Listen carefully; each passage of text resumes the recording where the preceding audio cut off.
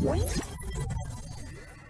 semuanya, teman-teman, di dalam diri kita sebagai manusia itu ada sebuah desire, ada sebuah hasrat. Salah satunya adalah hasrat untuk dikasihi, hasrat untuk dicintai. Itu kenapa tema tentang cinta itu nggak pernah ada habisnya, dibahas di lagu, di movie, di novel, dan segala macam yang lainnya. Segala sesuatu berkaitan dengan cinta itu akan selalu ada untuk dibahas. Dan dengan desire itu juga kenapa kita bisa melihat ada banyak orang rela melakukan segala sesuatu untuk mendapatkan cinta, untuk mendapatkan kasih. Bahkan ada istilahnya itu bucin gitu ya dalam anak-anak muda, budak cinta. Nah, satu hal yang menarik dalam kekristenan adalah bahwasanya kekristenan mengajarkan bahwasanya Allah itu adalah kasih. 1 Yohanes 4 ayat 8 ayat 16 mengatakan Allah itu adalah kasih.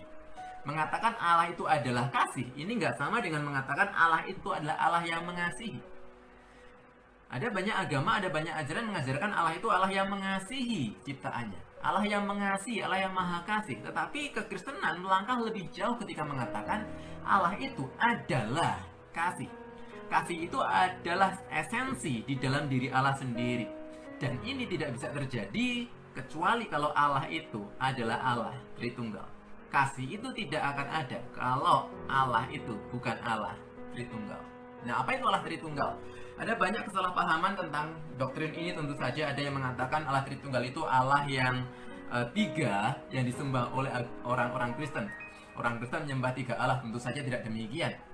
Kita memahami Allah Tritunggal itu bahwasanya Allah itu ada di dalam satu hakikat dan tiga pribadi. Hakikat itu adalah being, what are you? Sedangkan pribadi itu adalah person, who are you? Manusia itu punya satu hakikat dan satu pribadi. Siapa? Saya adalah Daniel. Apa? Saya adalah manusia. Tetapi ketika Allah memperkenalkan dirinya sebagai Allah dalam satu hakikat dan tiga pribadi, Allah Bapa itu bukan Allah Anak itu bukan Allah Roh Kudus, tapi mereka sama-sama semuanya adalah satu Allah. Maka kita tidak bisa menyederhanakan sesuai dengan apa yang kita pahami ketika kita memahami ciptaan. Jangan pernah kita berusaha untuk menyederhanakan Tuhan Sang Pencipta di dalam kapasitas kita memahami ciptaan yang lain. Itulah sebuah usaha untuk mereduksi kebesaran Allah sendiri. Bagaimana bisa kita sebagai ciptaan memahami dengan sempurna Allah Sang Pencipta? Tapi mengatakan bahwasanya Allah itu satu hakikat dan tiga pribadi itu bukan suatu hal yang irasional, tetapi itu hal yang transrasional. Irasional itu ketika saya mengatakan Allah itu satu hakikat dan tiga hakikat, itu kontradiksi, itu saling bertentangan, maka itu irasional. Tapi ketika dikatakan Allah itu satu hakikat dan tiga pribadi, itu adalah transrasional. Itu bukannya tidak masuk akal, tetapi itu melampaui akal budi kita. Secara manusia, secara ciptaan kita nggak bisa memahami hal itu. Tapi bukan berarti Allah tidak bisa menjadi sebagaimana yang Dia perkenalkan kepada kita. Dan kembali kepada pernyataan di awal tadi, ketika dikatakan Allah itu kasih, dan kasih itu tidak akan ada kecuali kalau Allah itu adalah Allah Tritunggal. Nah, teman-teman bayangkan begini, Allah yang solitary, Allah yang satu dan satu-satunya, itu tidak akan bisa menjadi Allah yang maha kasih. Allah yang satu dan satu-satunya, Allah yang solitary itu bisa menjadi Allah yang mengasihi, belajar mengasihi, tetapi Dia tidak akan bisa menjadi Allah yang maha kasih sejak pada mulanya. Karena kasih itu membutuhkan objek. Ketika Dia menjadi Allah yang mengasihi, maka Dia butuh sesuatu yang lain. Ada sebuah relationship yang ada di sana, dan itulah yang ada di dalam Allah Tritunggal.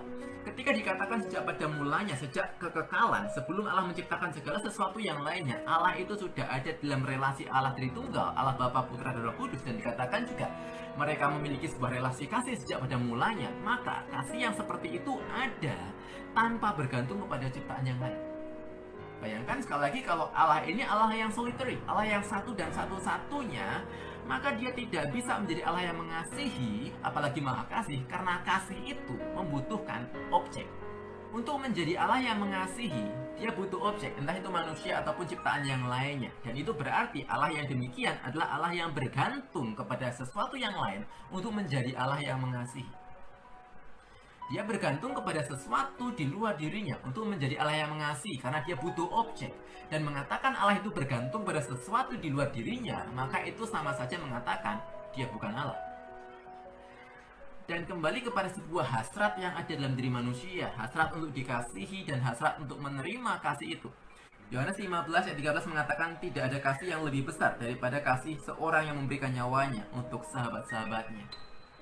Pengorbanan kasih itulah sebuah wujud kasih yang terbesar. Dan dia yang adalah sang kasih itu sendiri, yang adalah esensi kasih sendiri, dia mengorbankan dirinya untuk kita, manusia yang pada saat itu adalah musuh-musuh Allah. Untuk apa? Supaya kita sang musuh-musuh Allah ini menjadi sahabat-sahabat Allah.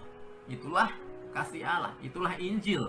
Itu kenapa salah seorang tokoh bernama Fred Sanders mengatakan bahwasanya Trinitas dan Injil itu adalah dalam satu bentuk yang sama. Karena kabar baik Injil itu bahwasanya Allah membuka relasi kasih Trinitas untuk kita, orang-orang berdosa. Relasi kasih yang dulunya ada di dalam Trinitas sejak dalam kekekalan, sebuah natur esensi Allah itu sendiri, sekarang dilimpahkan kepada kita, diberikan kepada kita sebagai sebuah wujud kasih yang paling ultima. Itulah Trinitas, itulah Injil, itulah keunikan kekristenan. Soli Deo Gloria.